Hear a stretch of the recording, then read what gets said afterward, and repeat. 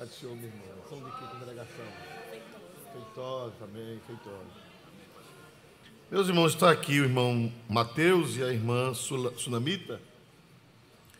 Se o menino puxar a mãe, vai ficar pequeno. Se puxar o pai. Glória a Deus, né, irmão? Glória a Deus. Mas meu filho não é dali da Palestina, não, né?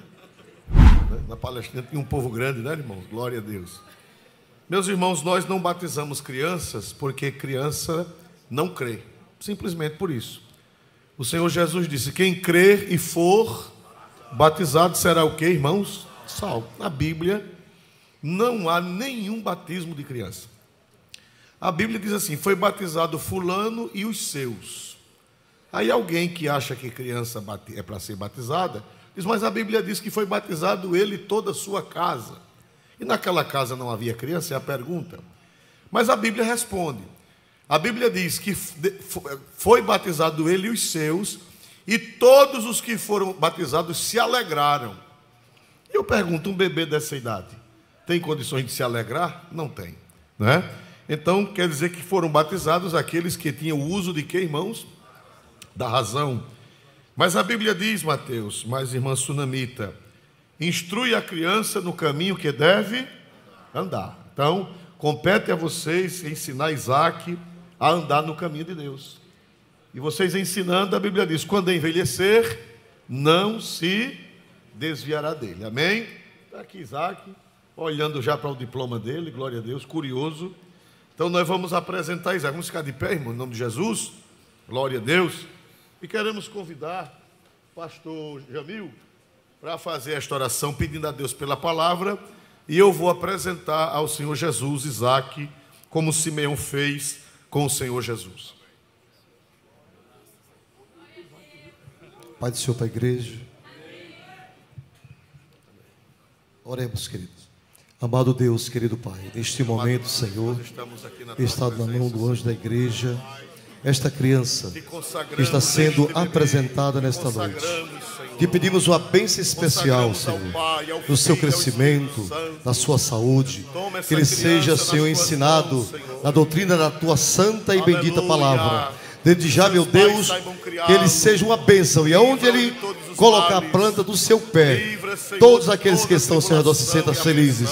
Desde já te agradecemos pelo pai, pela mãe da criança, por todos que estão aqui presentes nessa noite. E a honra e a glória e a majestade e o poder pertence a ti. Desde já te agradecemos em nome de Jesus. Amém. Glória a Deus. Já tirou a foto dele? Olha, ele vai tirar a foto ali. Glória a Deus. Já tirou? Muito bem, irmã. Deve guardar as lembranças, viu? Amém. Podeis assentar, irmãos amados.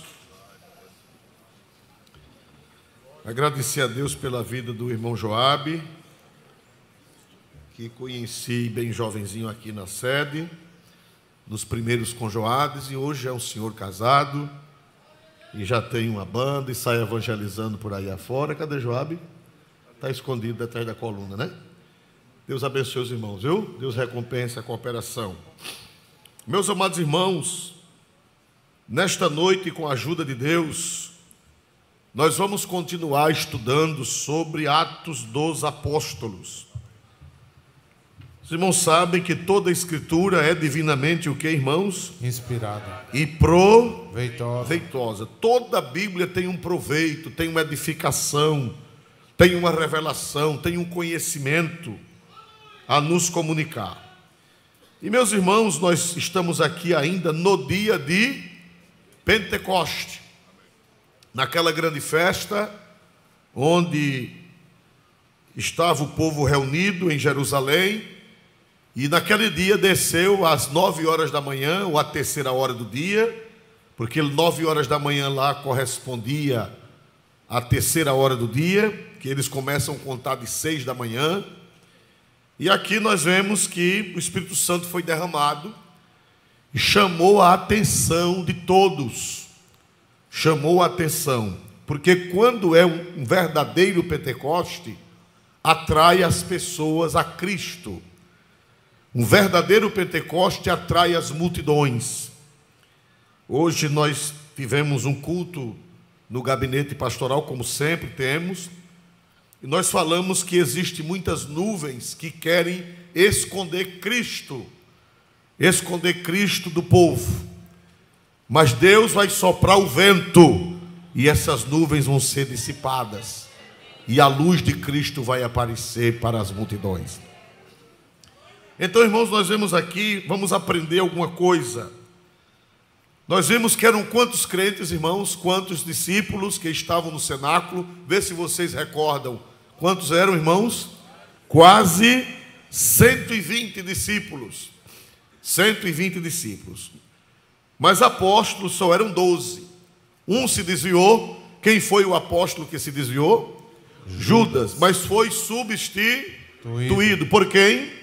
Matias. Então volta ao número dos 12. E quando o Espírito Santo é derramado, eu não sei por quanto tempo aqueles 120 ficaram manifestando o dom de Deus, falando em línguas, conforme nós aprendemos que não eram línguas comuns, mas era glossolalia. Os irmãos estão lembrados? Ali houve 2 milagres. O milagre da glossolalia, que foi eles falarem em línguas que eles não conheciam, não é? A glossolalia, e também a xenolalia. Houve 2 milagres ali.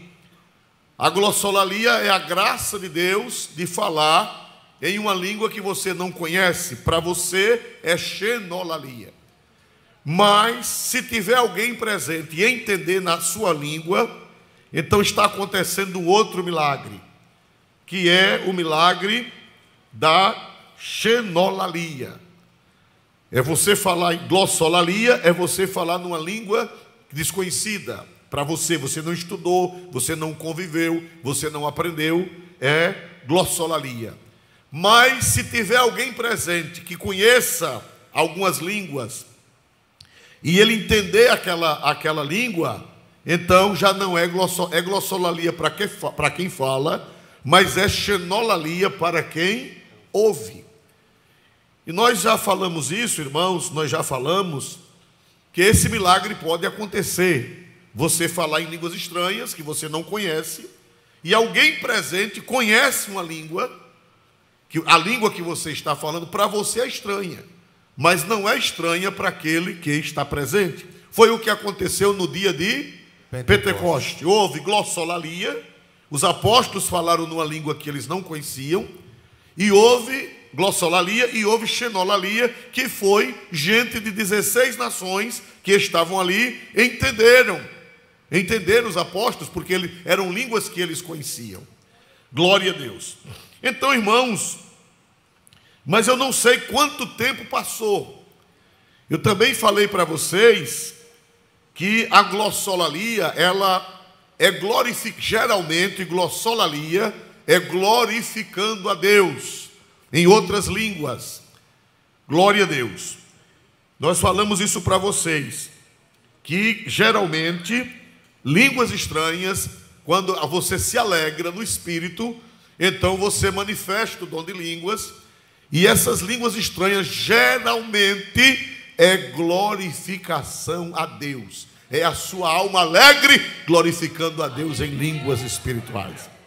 Nós falamos também que existe o dom de língua, de variedade de línguas. Isso aí já é outra história. Paulo disse que no culto, variedade de línguas só se pode falar 2 ou 3. Porque exige o quê? Se alguém se levanta entregando uma mensagem em línguas, já não é mais mistério com Deus, é uma mensagem para a igreja. E precisa que haja o quê? Quando alguém se levanta com uma mensagem em línguas para a igreja, é necessário que haja o quê, meus irmãos? Intérprete, o dom de interpretação, que está raro. Mas eu quero dizer com muita segurança, vai voltar.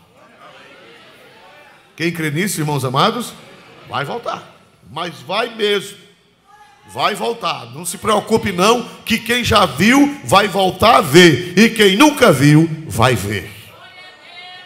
Vai voltar também a graça de cantar em hinos espirituais, que é cantar um hino em línguas, que era muito comum na igreja primitiva, e está em Coríntios, capítulo 14, e vai voltar a ver hoje em dia, e era comum também no início do movimento pentecostal. Era comum no culto alguém se alegrar no Senhor e começar a cantar um hino em línguas, uma glossolalia cantada. Aleluia! Louvado seja Deus. E eu estou dizendo pela fé, vai voltar abundantemente na igreja. Vai ou não vai, irmãos? Vai voltar. É a coisa mais linda do mundo, é um hino em línguas estranhas. Pastor, e tem na Bíblia? Isso tem. Não está no script, mas eu vou mandar para vocês 1 Coríntios 14. Vamos abrir, por gentileza, sobre hinos espirituais. Glória a Deus. Deixe-me ver aqui. Capítulo 14, versículo... Glória a Deus. Capítulo 14 de 1 Coríntios, versículo número 15, por favor. Muito obrigado. Que farei, pois? Orarei com o Espírito, mas também orarei com o entendimento. Para um pouquinho. Paulo disse que nós temos duas formas de orar. Orarei com o Espírito. Ou em outra tradução diz orarei em Espírito. Quando é que eu estou orando em Espírito? É quando é o Espírito Santo que está tomando minha língua. O Espírito Santo está tomando, se utilizando, ele não está tomando a consciência, mas ele está se utilizando da minha consciência, e eu estou orando em línguas. Eu orarei com o Espírito, mas ele disse, mas orarei também com o que, meus irmãos? Entendimento. Quando é que eu estou orando com o entendimento? Quando é que eu estou orando com o entendimento? Quando eu levanto a voz em português, com a minha inteligência, e eu oro em português. Quem é inglês, ora em inglês. Quem é britânico, quem é estadunidense, quem é africano na sua língua. Então, orar com entendimento é orar no seu vernáculo, é orar na sua própria língua. Mas ele diz, orarei com o Espírito e orarei com o entendimento. As línguas também, elas servem para a oração. É coisa linda quando você está orando em português e de repente Deus te toma em línguas e você está intercedendo pelos problemas que o Espírito Santo sabe melhor do que você. Orarei com o Espírito e orarei com o entendimento. Prossiga, por gentileza. Cantarei com o Espírito, mas também cantarei com o entendimento. Quando é que nós cantamos com o entendimento? Quando é que nós cantamos com o entendimento? Quando é? É simples. Nós hoje já cantamos com entendimento? Sim ou não? Quando foi que todos nós cantamos com entendimento? Os dois hinos de quê? Da harpa, os cantos congregacionais. Eis que surge um povo forte, revestido de poder. É cantar com entendimento. O Joabe cantou com entendimento. Cantou com entendimento, ele cantou em português, né? E os meninos cantaram com entendimento, o pessoal da Libras, apesar de fazendo gestos, mas é a linguagem que eles entendem, eles cantaram com entendimento. Agora, se de repente você é tomado e começa a cantar um hino que você nunca viu, um hino que não tem aqui na terra, e você começa a cantar em línguas, então já está cantando com o que, meus irmãos? Com o Espírito. Louvado seja Deus. E quem não tem esse dom, peça a Jesus, irmão. É coisa gostosa e linda. É coisa maravilhosa. Bendito seja o nome do Senhor para sempre. Então, irmãos amados, eu não sei, voltando a Atos capítulo 14, ou capítulo 2, versículo 14, eu não sei quanto tempo eles ficaram falando em línguas. Eu não sei quanto tempo os 120 ficaram falando em línguas estranhas. Mas parou, porque o dom de línguas não é para ficar a vida toda, no sentido assim, o culto todo, né? Não é para ficar o culto todo. O culto é dosado, a liturgia é dosada. E os dons, eles são intervenções de Deus. O culto tem uma liturgia. Como é a liturgia assembleiana? Cada igreja tem a sua liturgia. Mas, em regra geral, os evangélicos, agora eu vou falar da Assembleia de Deus, que é a nossa igreja. O que é liturgia? Liturgia é a sequência do culto. É o que vai acontecendo no culto. Nossa liturgia é, primeiro, os cantos congregacionais, que são os hinos da harpa. Que tem igreja que não canta mais, tem igreja que não canta. Mas a liturgia correta é cantar os hinos do nosso cenário. Se ora a Deus, faz uma oração antes do culto, canta 2 ou 3 hinos da harpa, depois pode cantar uns 2 hinos avulsos, né? Esses hinos mais recentes, que também são válidos, tem hinos bonitos, tem hinos cristocêntricos, hinos mais recentes que não estão na harpa, pode cantar mais 1 ou 2, e depois vai ouvir os órgãos musicais, é o nosso costume litúrgico, vai ouvir as crianças, vai ouvir os adolescentes, vai ouvir os jovens, vai ouvir as senhoras ou os senhores, e depois se ora e se lê o quê? Se ora e se lê a palavra. Depois tem o ofertório, enquanto os grupos ou alguém louva o Senhor. Isso chama-se liturgia. Depois tem a pregação de quê? Depois tem a pregação da palavra. E depois tem a oração final e a bênção. Geralmente se faz antes do final, se faz um apelo, se faz um convite. Isso chama-se liturgia. Esse ritmo, esse ritual, chama-se liturgia. Agora, o que é a intervenção de Deus na liturgia? O que precisa é Deus descer e interferir na liturgia. Quando é que Deus interfere na liturgia? Nós estamos na nossa liturgia, mas Deus pode interferir? Ele é soberano para interferir? Sim ou não, meus amados irmãos? Sim. Então é quando há manifestações espirituais. Se houver uma profecia, foi Deus que interveio na liturgia. Se houver um cântico espiritual, foi Deus que interveio na liturgia. Se houver uma manifestação de línguas com interpretação, foi Deus que interveio na liturgia. E nós estamos pedindo: Senhor, venha intervir nas nossas liturgias.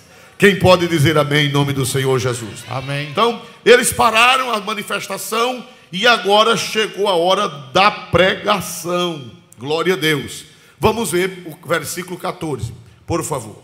Pedro, porém, pondo-se em pé com os 11, levantou a voz e disse-lhes: varões judeus, e todos os que habitais em Jerusalém, seja-vos isto notório, e escutai as minhas palavras. Pedro, porém, levantou-se, pôs-se em pé, com quem? Vamos fazer uma observação. Com quem, meus amados irmãos? Com os 11. Com os 11. Pedro era o pastor sênior, era o pastor principal, era o pastor, vamos dizer, que presidia. Mas ele se levantou, mas os outros pastores, os outros apóstolos não ficaram longe. A Bíblia diz que eles se levantaram junto com quem, meus amados irmãos? Com Pedro. Estava falando com o pastor Aurélio. Por que é que nós temos esse costume? Eu estou aqui ministrando, nas nossas igrejas os dirigentes estão ministrando, mas os nossos pastores, eles não ficam lá no meio do povo. Algumas Assembleias de Deus já estão fazendo isso. O púlpito fica vazio, uma banda no púlpito e luzes acendendo e apagando, uma coisa horrorosa. Glória a Deus. E os pastores no meio do povo. Mas a minha Bíblia diz, isso aqui foi o Espírito Santo que mandou escrever, que quando Pedro se levantou, os demais apóstolos se levantaram e ficaram ao redor de quem, meus amados irmãos? De Pedro. Então, eu não pretendo mudar esse costume, porque ele vem do dia de Pentecoste. Eu quero vocês perto de mim. Amém? E vocês queiram os auxiliares de vocês, os presbíteros, os evangelistas, perto de vocês, porque foi assim no dia de Pentecostes. Pedro se levantou e os 11 se levantaram e ficaram ao redor dele. As igrejas antigas, quem estuda arqueologia bíblica e arqueologia da história da igreja, as igrejas antigas, as basílicas, o que era uma basílica? A basílica era os armazéns grandes do Império Romano. A palavra basílica vem do grego. Basílica quer dizer prédio do rei. Porque as basílicas eram os grandes mercados e eles foram doados à igreja. Quando a igreja alcançou a liberdade, aqueles grandes prédios do governo foram doados à igreja para ser as casas de Oração. Por isso que ainda hoje em algumas religiões chamam basílica. Basílica vem de prédio do rei, em grego, quer dizer edifício que pertencia ao rei. E o rei entregou para que fizesse igrejas. E nas basílicas, a arqueologia prova que no púlpito, no altar, tinha um semicírculo de mármore, geralmente um banco, feito um semicírculo ao redor. Como vamos dizer, um semicírculo dali, passando por aqui, até o outro lado, onde se sentava o presbitério. Aleluia! Então esse nosso modelo vem dos apóstolos e passou pela igreja antiga. Como a maioria do povo não conhece história, aí fica criticando a gente. Os pastores da Assembleia de Deus, fica aquele monte de gente atrás, pois foi o apóstolo São Pedro quem ficou em pé e um monte de pastores atrás dele. Aleluia! E vai estudar arqueologia que as igrejas antigas também eram assim. Um semicírculo de mármore, um banco de mármore enorme, o banco do pastor bispo, do pastor sênior, destacado, e todo o presbitério ao seu redor. Se não é um mandamento, mas está aqui uma instrução. Louvado seja o nome do Senhor. Amém? Então nós vamos continuar com esse costume. Levantou-se Pedro e levantaram-se. Não foi todo o povo que se levantou. Quem foi que se levantou e ficou perto de Pedro? Quem foi, meus amados irmãos? Os 11. Os 11. Quem pode dizer amém? Quando alguém perguntar a vocês por que a Assembleia de Deus lá de Alagoas continua com esse método antigo, aí você diga, vem de Pedro. Aleluia. Vem dos apóstolos. Passou pela igreja antiga, passou pela igreja medieval, passou pela reforma protestante, e nós não vamos abrir mão, nós vamos continuar do mesmo jeito. Bom, agora se alguém quiser abrir mão também, nós não vamos brigar de foice, nem vamos xingar, nem vamos criticar. Agora nós vamos permanecer com o modelo apostólico. Quem pode dizer amém em nome do Senhor Jesus? Respeitamos as outras opiniões e que alguém pedimos que nos respeite também. Amém? Que hoje em dia ninguém pode dizer nada contrário. Não é verdade, irmãos? Se você disser uma coisa que é contrária, o mundo se levanta contra você e eles querem lhe cancelar, não é? Glória a Deus, vamos cancelar ele. Cancela não, meu filho. Nem que você bota uma cancela na minha frente, o Espírito Santo mete os pés, derruba e eu passo. Louvado seja o nome do Senhor para sempre. Amém? Louvado seja o nome de Jesus pela sua santa palavra. São pequenos detalhes que nós não podemos abrir mão de pequenos detalhes. Então levantou-se Pedro e levantou-se quem junto com Pedro, irmão? Os 11. Louvado seja Deus, os 11 apóstolos. Glória a Deus. Então, meus amados irmãos, aprendemos isso. Outra coisa que nós aprendemos é que Pedro explicou que o povo não estava, o que, irmão? Não estava embriagado. Agora vamos ver uma coisa interessante. Atos 2:16. Vê que coisa linda. Atos 2:16. Mas isto é o que foi dito pelo profeta Joel. Pronto, para aí. Irmãos amados, quando Pedro se levanta, ele vai pregar. Mas antes dele pregar, ele começa a citar de cor, porque é difícil que ele estivesse com o rolo de Joel na mão. É difícil porque naquele tempo, irmão, não havia Bíblia como nós temos hoje. Eram rolos, os livros bíblicos eram rolos. Ninguém podia carregar uma Bíblia completa, ninguém podia carregar. Cada livro era um rolo, e tinha livro grande como Salmos, Isaías, que dava, o livro de Isaías eram no mínimo 3 rolos. 3 rolos, porque não dava para ficar um rolo só, porque ficava muito grande e muito pesado. Eu não acredito que Pedro estava com a Bíblia naquela hora, porque não existia hoje a Bíblia impressa, e a gente carrega 66 livros num livro, e tem as Bíblias Slims, né, irmão? O que é a Bíblia Slim? Quem sabe o que é a Bíblia Slim? É a Bíblia magrinha, né? Glória a Jesus. Eu chego na loja, vou comprar, eu digo, meu amigo, nessa loja só tem roupa Slim? Ele diz, só. Eu digo, então vou-me embora. Glória a Jesus, para sempre. Não dá para mim não. Então, meus amados irmãos, nós vemos aqui que Pedro começa o seu sermão fazendo o quê? Ele começa seu sermão citando o que, igreja? Me ajudem. O profeta, o que, meus amados irmãos? Joel. Ele começa citando um texto interessante que possivelmente ele citou de cor. Porque o judeu decorava desde criança as sagradas escrituras. E ele, irmão, mas é interessante que Pedro, antes de Pentecoste, ele não cita a Bíblia. Você vê qual é o apóstolo que mais fala na Bíblia nos evangelhos? Qual é o apóstolo que mais diz, se atravessa na frente e fala? Qual é o apóstolo que mais se atravessa e fala? Pedro. Mas é interessante que nos evangelhos Pedro não conhece de Bíblia, ele não tem afinidade com a Bíblia, ele não tem experiência com a Bíblia, ele tem pouca coisa da Bíblia, mas quando chega no dia de Pentecoste, parece que dá um estalo na mente de Pedro e tudo que é de Bíblia aparece na mente dele. Aleluia, glória a Deus. Há um grande homem que diz que fez o maior orador do século XVII, chamava-se Antônio Vieira. E esse homem, ele tem várias obras de sermões. Claro que tem coisas que não pertencem à fé evangélica, superstições, culto aos santos e muita coisa misturada. Porém, ele foi um grande orador e conhecedor da Bíblia. Ele conhecia muito as Escrituras. Eu já li alguns sermões desse homem.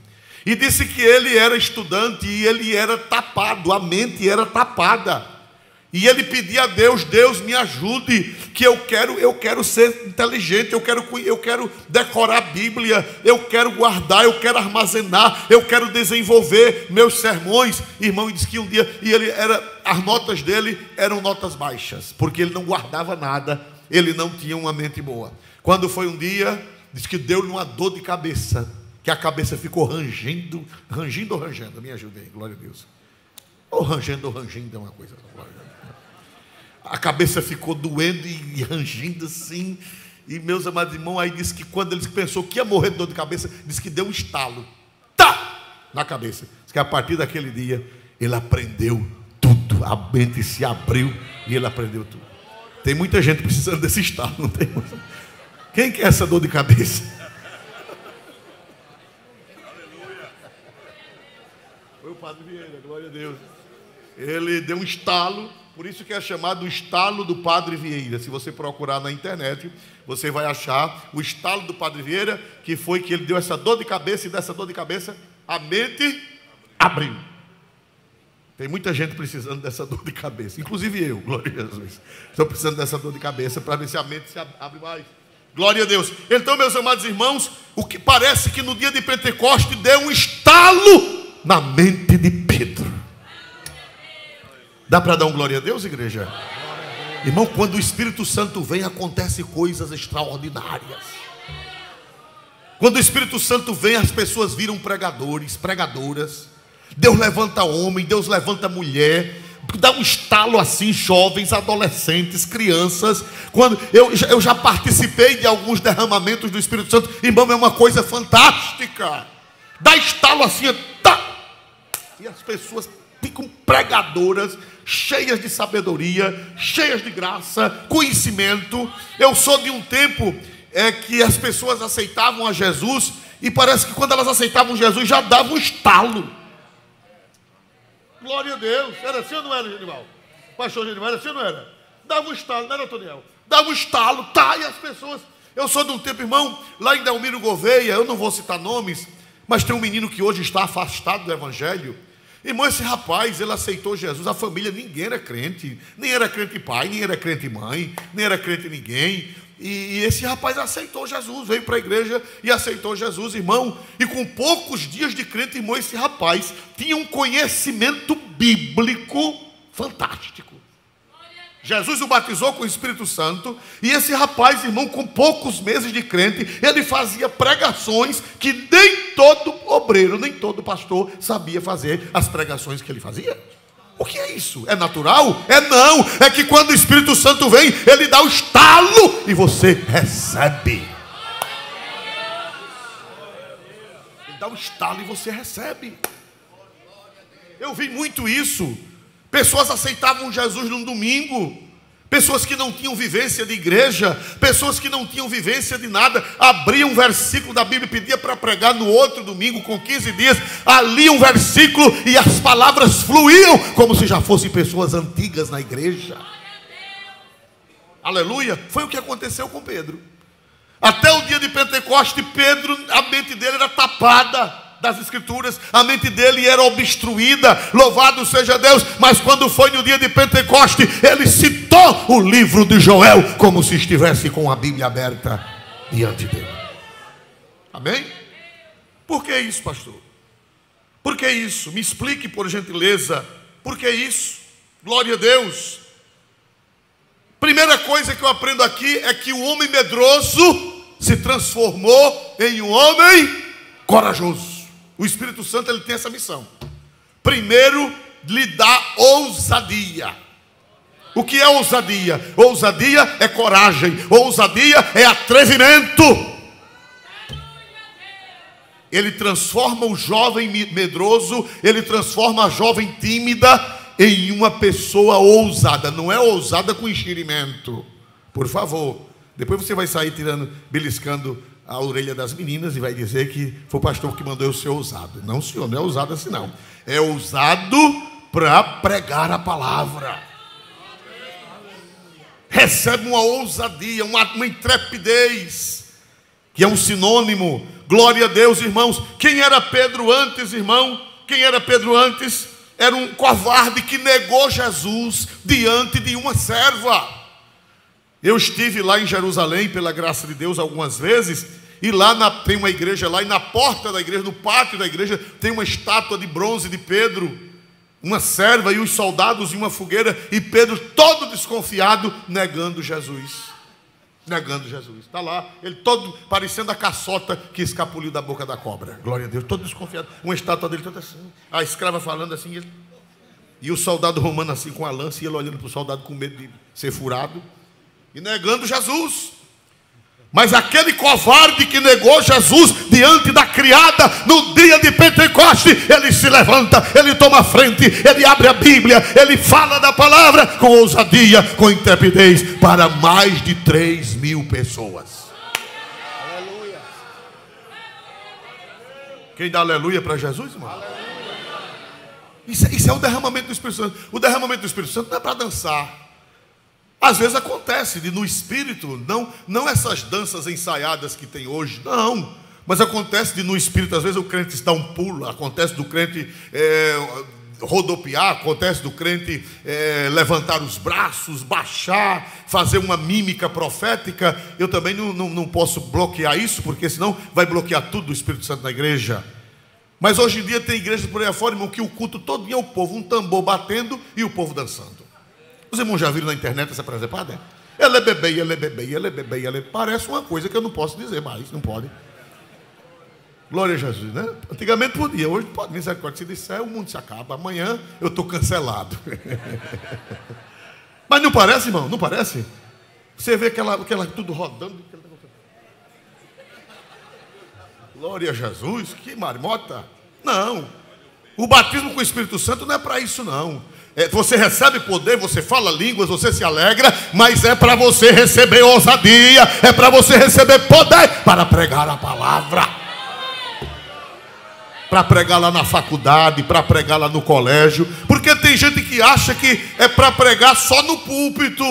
Não, irmão, não, eu prego no púlpito, mas por graça de Deus eu prego na lanchonete, eu prego no restaurante, eu prego no posto de gasolina, eu prego na farmácia. O batismo com o Espírito Santo, nem todo mundo vai assumir o púlpito, nem todo mundo. Deus não chama todo mundo para assumir o púlpito, mas chama para ser testemunha. Glória a Deus. Eu ando com uma maleta no meu carro cheia de Novos Testamentos, e dou, às vezes eu passo meia hora comendo no restaurante, e 1 hora, quando o restaurante é grande, de mesa em mesa, distribuindo o Novo Testamento e falando da palavra de Deus, falando de Jesus. Bendito seja Deus. Isso não é merecimento meu, não, é a graça. É porque Jesus me salvou e me batizou com o Espírito Santo, é para eu fazer isso mesmo. Isso não é vanglória, não, isso aí é obrigação. Paulo disse: ai de mim, se não o quê? Anunciar o quê, meus amados irmãos? Ai de mim, eu vou ser castigado se eu não anunciar o evangelho. É vantagem porque o pastor... Não, é obrigação. É obrigação. Paulo disse, ai de mim, se não anunciar o evangelho. E eu digo a eles, olha, eu estou dando essa Bíblia a vocês, porque daqui uns dias vai ser proibido. Vocês leiam a Bíblia, porque daqui mais uns dias, escrevam, vai ser proibido distribuir a Bíblia.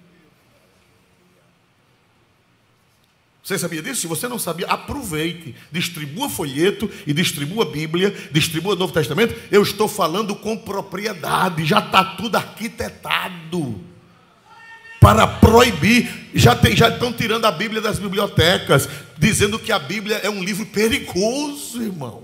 Irmão do céu, qual foi a criança que já leu a Bíblia e ficou pervertida? Qual foi a criança que já leu a Bíblia e ficou pervertida? Nenhuma. Desconheço. Agora, os que não leem a Bíblia são pervertidos. Não todos, mas uma boa parte. É verdade ou não é, irmãos amados? Uma criança criada no Evangelho, uma criança criada lendo a história de Davi e Golias. Quem é que vai ficar pervertido lendo a história de Davi e Golias? Quem é que vai perverter a mente lendo a derrubada do muro de Jericó? Nunca ouvi dizer. Só se foi a avó de quem disse isso. Eu não conheço a velha, pode ser que tenha sido ela. Não, senhor, não, senhor. A Bíblia, ela não perverte, a Bíblia, ela salva, a Bíblia, ela educa, a Bíblia edifica, a Bíblia faz um grande homem e uma grande mulher. Querem tirar as Bíblias das crianças. Agora, quando os caras estão presos, que cresce, que se perverte, que vai preso, aí eles dizem aos pastores, leva a Bíblia lá na penitenciária. Tira da criança, agora depois que a pessoa se perverte, levar para a penitenciária. Tudo bem, eu levo, louvado seja Deus, mas nós temos que dar a Bíblia ao povo, às crianças, aos adolescentes, aos jovens. E eu acho interessante que quando eu vou dar a Bíblia, aí tem criança com os pais. Aí eu digo, você já sabe ler? E aí eles dizem, sei não. Eu digo, mas eu vou lhe dar de presente, para você guardar.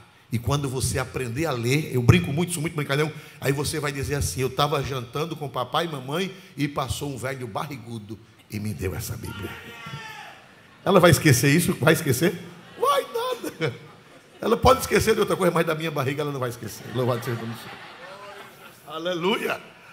E eu dou às crianças que não sabem ler, as crianças que não sabem ler, eu digo, guarde quando você crescer, que você hoje em dia os meninos aprendem a ler com quantos anos mais ou menos hoje as crianças aprendem a ler? 5 anos, né? 5 anos. Menos de 5 anos já estão sabendo ler, né? Louvado seja Deus. Batismo com o Espírito Santo é para ter ousadia, ter coragem para pregar o Evangelho de nosso Senhor e Salvador Jesus Cristo. Então, irmãos amados, Pedro é covarde. Vamos ver São Mateus 26, 69. São Mateus 26, 69, por gentileza. Glória a Deus. Glória ao nome do Senhor. Ora, Pedro estava sentado fora no pátio, e aproximando-se dele, uma criada disse, tu também estavas com Jesus, o Galileu. Prossiga. Mas ele negou diante de todos, dizendo, não sei o que dizes. Olha que homão. 71. E saindo para o vestíbulo, outra criada viu e disse aos que ali estavam, este também estava com Jesus, o Nazareno. E ele negou outra vez com juramento, não conheço tal homem. Mas era um crentão, não é, irmão? Eita crentão, glória a Jesus. Vocês conhecem alguém assim, que quando está lá no colégio, você é crente? Mãe é. Mãe é o quê? Diga eu sou também. Que mãe é? Sou crente da Assembleia de Deus. Rapaz, tu é daquela igreja que grita, eu grito também. Quem diz amém em nome de Jesus, irmão? Amém. Rapaz, tu é daquela igreja, daquele povo que faz aquela zoada, e quem mais grita lá sou eu. Glória a Jesus. Na verdade, irmão, agora Pedro negou. Mas por quê? Porque ele ainda não era revestido de quê, irmão? Revestido de quê, irmão? Poder. Por que é que essa geração fraca que temos aí, essa geração Nutella, de crente fraco, de crente desanimado, de crente que se envergonha do Evangelho, é falta do revestimento do Espírito Santo. Porque quando a gente é revestido do Espírito Santo, não faz medo. Eu me lembro de Valdir Bícego, ele pregou aqui neste altar, nesta plataforma muitas vezes. Era um galego, ele parecia um alemão, era um pastor de São Paulo, do Ministério do Belém. Irmão, aquele homem era usado por Deus. Era usado e ousado na palavra.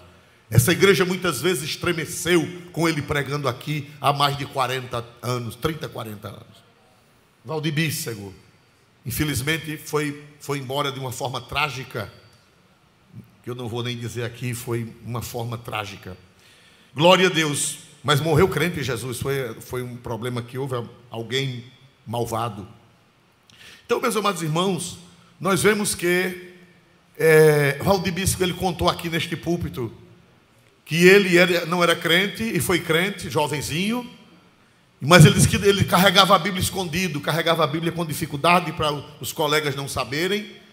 E, meus amados irmãos, quando foi um dia, numa vigília, Jesus o batizou com o Espírito Santo. Irmão, ele disse que falou tanta língua lá em São Paulo, na vigília, falou tanta língua que era em tempo da língua voar no chão. E ele falou língua, e terminou, todo mundo se levantou, e ele ficou de joelhos, falando línguas, batendo palmas e se alegrando, e o fogo pegando. Aí o pastor disse, espera aí, irmãos, hoje à tarde, já era 5 horas da manhã, hoje à tarde vai ter concentração. E Jesus batizou Valdir, ele é quem vai pregar. Ele parou de falar em língua na mesma hora. Glória a Jesus.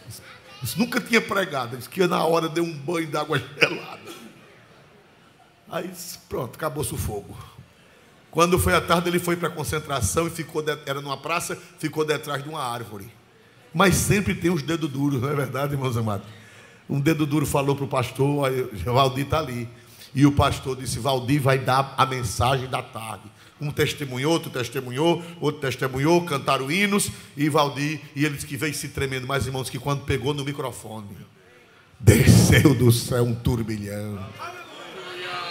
E ele pregou com ousadia do Espírito Santo naquela praça, e depois daquele dia, nunca mais parou de pregar o Evangelho de nosso Senhor Jesus Cristo. Porque o batismo com o Espírito Santo é para dar ousadia. Por que é que a Assembleia de Deus chegou a ser a maior igreja pentecostal do Brasil e talvez a maior do mundo? Por quê? Por causa do batismo. Não é porque nós somos melhores do que ninguém, não. Não é porque nós somos iguais, nós somos diferentes, mas não somos melhores. Somos diferentes, mas porque nós chegamos aos rincões, chegamos aos matos, chegamos aos engenhos, chegamos aos sertões, chegamos às brenhas, chegamos às cidades e chegamos aos sítios. Não foi por outra coisa, não é porque nós somos melhores, é por causa do batismo, do revestimento de poder do Espírito Santo. Aleluia! Glória seja dada ao nome de Jesus Cristo. E os sensacionistas, aqueles que não creem, os sensacionistas, coitado, não vai muito longe. Não é por nada, é porque ele rejeita o poder, rejeita a graça. Pedro, antes de ser batizado com o Espírito Santo, era um covarde que negou Jesus diante das servas. E agora, cheio do Espírito Santo, ele se levanta, glória a Deus, e ele agora dá um estalo na mente dele. Jesus abre o entendimento dele e ele começa a compreender as Escrituras. O curso teológico é bom e é necessário. O curso teológico é bom e necessário, mas esse estalo para entender as coisas, para saber falar, para saber pregar, para saber explicar, é um estalo dado pelo Espírito Santo.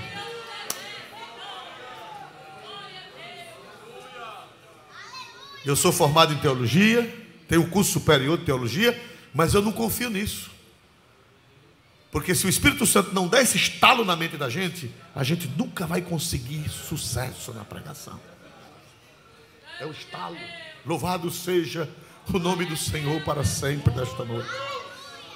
Jesus é quem abre o entendimento.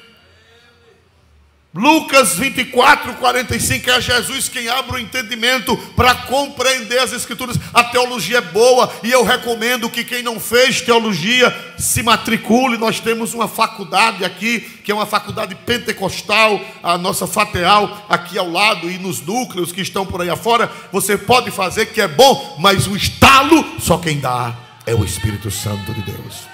A teologia ajuda, mas o estalo quem dá é o Espírito Santo. Vamos ver isso, São Lucas 24, 42. Então abriu-lhes 45, glória a Deus.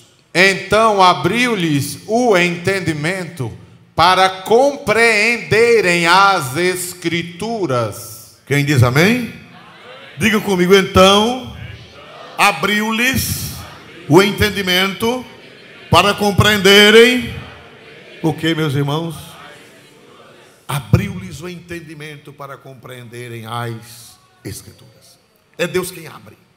É Deus quem dá um estalo, como aconteceu com o rapaz do século 17.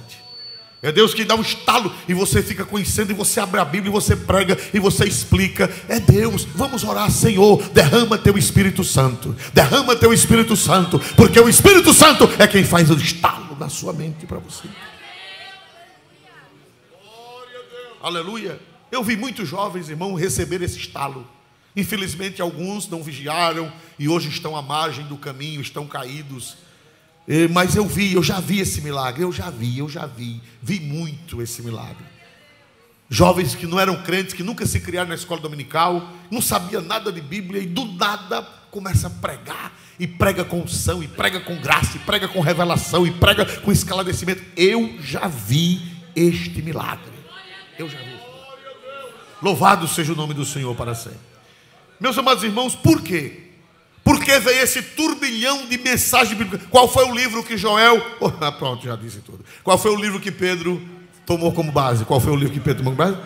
Joel. Se vocês não souberem, vocês precisam estalo. Glória a Jesus. Que eu acabei de dizer, não é, irmão? Está precisando de um estalo, não. Está precisando de um papoco na cabeça. Glória a Deus. Aleluia. Então, meus amados irmãos, nós vemos aqui que... Por que Pedro foi falar da Bíblia? Por quê? Porque o Espírito Santo e a Bíblia, eles são inseparáveis. Diga comigo: o Espírito Santo e as Sagradas Escrituras, são o quê? Inseparáveis. São inseparáveis. Quem é cheio do Espírito Santo é cheio de Bíblia. Quem é cheio do Espírito Santo é cheio da palavra, porque o Espírito Santo foi quem inspirou. Quem foi que inspirou a Bíblia? Quem foi que deu a guia para os apóstolos e os profetas e os agiógrafos escreverem a Bíblia? Quem foi que guiou? Quem foi que inspirou? Quem foi que deu a direção? O Espírito Santo. O Espírito Santo e a Bíblia, eles andam de mãos dadas. Quem é cheio do Espírito Santo vai falar de Bíblia inevitavelmente. Deixa eu dizer para vocês. Vocês sabem quantas vezes Jesus faz citação nos evangelhos, e os irmãos sabem que os evangelhos, os 4 evangelhos, eles são apenas o resumo. Você sabia que os 4 evangelhos, eles são apenas o resumo, uma súmula? Porque João disse, vamos ver em São João, no último versículo de São João 21, o último versículo. Olha aí o que foi, os evangelhos, o que é que são. São João 21, o último versículo, por favor. São João 21, o último versículo. 25. Há, porém, ainda muitas outras coisas que Jesus fez. E se cada uma das quais fosse escrita, cuido que nem ainda o mundo todo poderia conter os livros que se escrevessem. Amém. Há, porém, ainda muitas outras coisas que Jesus fez, e se cada uma das quais fosse escrita, cuido que nem ainda o mundo todo poderia conter os livros que se escrevessem. Evidentemente, vocês são pessoas estudiosas, vocês sabem que isso é uma figura de linguagem. No tempo antigo não, no método antigo de ensino, na decoreba, ou aprendia, e se não aprendia, palmatoria, glória a Jesus. E aprendia. Agora com esse negócio construtivista, a pessoa é quem constrói o seu ensino, a pessoa é quem vai fazer como... Ah, meu irmão, dá isso que daí. a educação mais fraca do mundo. Nós estamos perdendo para países da África. Nós estamos perdendo para países da África em educação. Educação pífia. Educação por causa desse método que está aí. Esse método daquele homem. Deixa para lá, senão o neto dele vem me processar. Glória a Jesus. Então, meus amados irmãos, nós vemos na Bíblia que quem sabe dizer isso aí, o que é esse versículo, gramaticalmente falando? Quem sabe dizer? Se fosse escrito o mundo inteiro não caberia. Isso é, pastor, isso é uma mentira? Não, não é uma mentira. Isso aí é uma hipérbole. É um recurso literário chamado hipérbole. Não é uma mentira. É uma hipérbole. Por exemplo, Davi disse: meu leito fica nadando nas minhas lágrimas. Davi, você já sabe que parece que é o Salmo 6. Davi diz: meu leito fica nadando nas minhas lágrimas. É a pessoa chorar para encher o quarto e a cama ficar assim. Glória a Jesus. Então, pastor, tem mentira na Bíblia? Não, meu filho, deixe de ser ignorante. Isso não é mentira. Isso é um recurso literário chamado hipérbole, que é uma forma exagerada de mostrar uma verdade. A Bíblia não tem mentira. Isso é um recurso literário chamado hipérbole. Mas o que é que João está dizendo? O apóstolo São João, ele está dizendo que tem muita coisa que não está na Bíblia. Tem muita coisa que o Espírito Santo só deixou registrar aquilo que é necessário. O Espírito Santo deixou registrado só o que precisa para nossa salvação, para nossa sabedoria, para nós vivermos. O que tem aqui é suficiente e é suficiente. Amém? Quem diz um amém forte para Jesus nessa noite? Pedro, quando se levanta cheio do Espírito Santo, qual é o livro que ele cita? Qual é o livro que ele cita? Joel. Joel 2:28, ele cita na lata. Meus amados irmãos, Jesus era cheio do Espírito Santo. Ele, como Deus, não precisava ser cheio do Espírito Santo. Mas a Bíblia diz: o verbo se fez carne. Como homem, Jesus sabia da Bíblia. E Jesus citou a Bíblia. Eu mandei fazer uma pesquisa hoje na internet e descobri que Jesus citou a Bíblia 60 vezes. 60 vezes Jesus citou o Antigo Testamento. O apóstolo São Paulo, em suas cartas, ele cita o Antigo Testamento 80 vezes. Diga comigo: Jesus citou o Antigo Testamento 60 vezes. E Paulo citou o Antigo Testamento 80 vezes. Homens cheios do Espírito Santo, mulheres cheias do Espírito Santo, eles são cheios de Bíblia. Eles são cheios de conhecimento bíblico. Porque a Bíblia é a espada do Espírito. Por que é que a Bíblia e o Espírito Santo andam juntos? Por quê? Porque a Bíblia e o Espírito Santo andam juntos. Está em Efésios 6:17. Carta de São Paulo aos Efésios 6:17. Por favor, que seja lido. Efésios 6:17. Tomai também o capacete da salvação e a espada do Espírito, que é a palavra de Deus. Quem diz amém em nome de Jesus? A espada é uma ferramenta, é ou não é? Serve para quê a espada? Ela serve para quê? Cortar. E Paulo disse que a ferramenta do Espírito, a espada do Espírito, é a palavra de Deus. Quem é cheio do Espírito Santo, obviamente, indispensavelmente, ele tem que ser cheio da palavra. Porque a palavra é a ferramenta com a qual o Espírito Santo trabalha. É a palavra que o Espírito Santo usa. Irmãos, os primeiros pentecostais, olha para cá, irmão. Os primeiros pentecostais, a maioria, eles eram do Brasil do analfabetismo. Você sabia disso? O Brasil do analfabetismo. Até os anos 70, o índice de alfabetizados no Brasil era baixíssimo. Você sabia disso?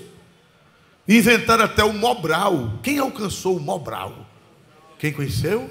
Levante a mão. Ainda tem muita gente. O resto já morreu, só ficou a gente. Glória a Deus. Mobral era Movimento Brasileiro de Alfabetização. O governo daquela época promoveu a alfabetização. Por quê? Porque a maioria dos brasileiros não sabia ler e nem sabia o quê, meus amados irmãos? Escrever. Aí fizeram o Mobral. Quem sabia ler, ensinar quem não sabia, ganhava um dinheirinho do governo. Na sua casa fazia uma sala de aula. Na sua casa fazia uma sala de aula com quadro negro. Eles davam o quadro negro, davam o giz. E uma pessoa ia ensinar os vizinhos, os amigos. Eu sou do tempo que quem sabia ler cobrava para fazer carta para São Paulo. Quem alcançou isso? Quem alcançou? Quem sabia ler, aí vinham os vizinhos, fulano, faça uma carta para mim que eu lhe dou 1 cruzeiro, glória a Jesus. Aí a pessoa fazia a carta. Vem aí, chega, faça outro que eu lhe dou 2, fazia a carta. Agora eu toda a vida, não sei como foi, nunca ganhei 1 centavo, só fazia de graça. Agora o que é que acontece? Sabe como era a saudação? Era assim, a carta era assim, fulano de tal, abraços ao longe. Quem se lembra dessa frase na carta? Abraços ao longe. Glória a Deus, era assim. Eu fiz muita carta para quem não sabia ler, né? Então, meus amados irmãos, nós vemos aqui que a Bíblia e o Espírito Santo, eles são inseparáveis. Porque a Bíblia, a palavra de Deus é a espada do Espírito. O Espírito Santo te usa, mas ele te usa você pregando a palavra. Leia a Bíblia. Mas como eu ia dizendo, os primeiros pentecostais, eles não sabiam ler, a grande maioria não sabia ler.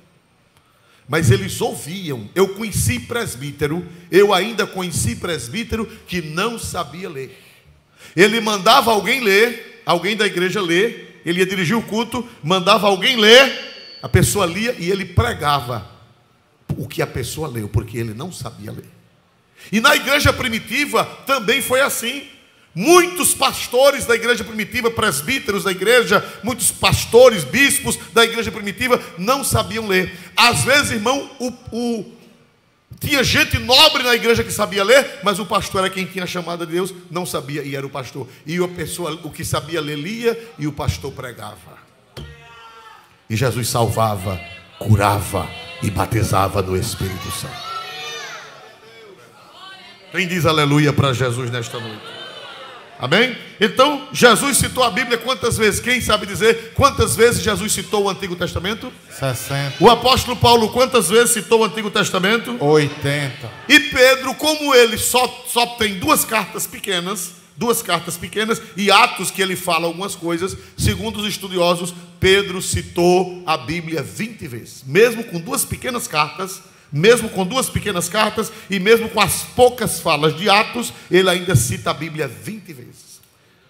Porque quem é cheio do Espírito Santo tem que conhecer as sagradas. Jovens, leiam a Bíblia. Conheçam a Bíblia.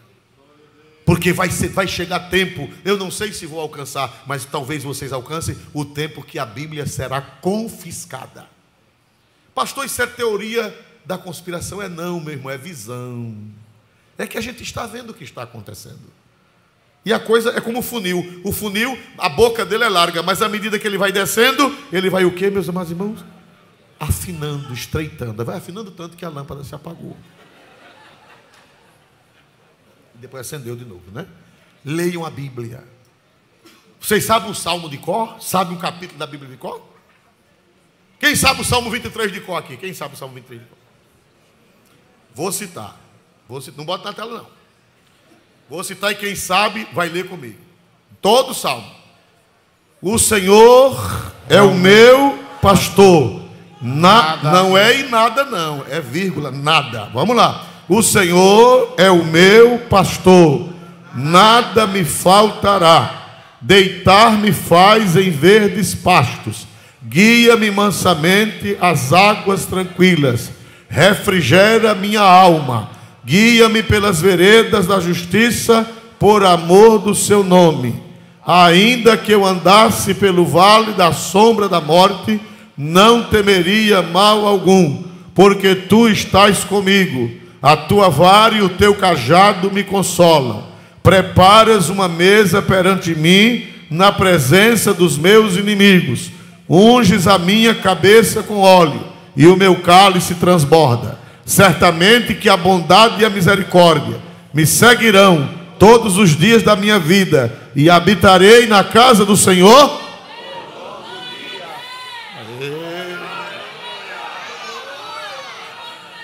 Vamos ficar de pé em nome do Senhor Jesus.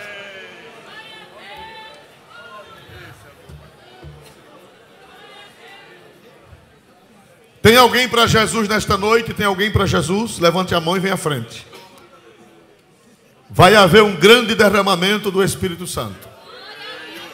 Vai haver um grande derramamento do Espírito Santo. Aleluia.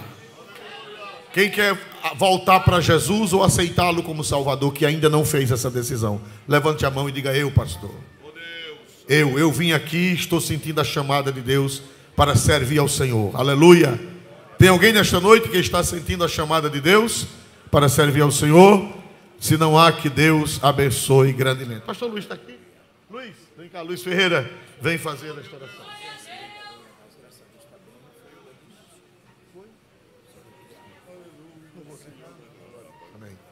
Quem necessita das orações? Quem vai pedir o batismo com o Espírito Santo? Quem não é batizado ainda no Espírito Santo? Levante a mão. Ainda não falou em línguas pela primeira vez. Graças a Deus já tem muitos adolescentes batizados. Peçam para Jesus batizar vocês. Mas é para receber o quê? É para receber o quê, irmão? O poder, ousadia e revelação para pregar a palavra. E eu já disse a vocês que pregar não é só aqui. Jesus disse, onde foi que Jesus ganhou a mulher samaritana? Me ajude. Foi num púlpito assim como este. Não foi Jesus ganhou a mulher samaritana? Num púlpito de madeira desse, trabalhado, caro. Foi assim ou não foi? Onde foi que ele ganhou a mulher samaritana? Na beira de quê, irmão? Onde foi que Jesus ganhou Zaqueu? Onde foi que Jesus ganhou Zaqueu? Foi num púlpito assim com o microfone Shuri. Onde foi que Jesus ganhou Zaqueu? Na figueira, no meio da rua. Me ajude, diga a outra pessoa aí que foi ganha assim. Zaqueu, aliás, Mateus, onde era que Mateus estava? Quando Jesus pregou para ele, chamou, onde era que ele estava? Na alfândega do trabalho. E os apóstolos, quando Jesus chamou, eles estavam trabalhando aonde? Onde eles estavam trabalhando? Na pesca. Então, púlpito é para poucos, mas testemunhar é para todos.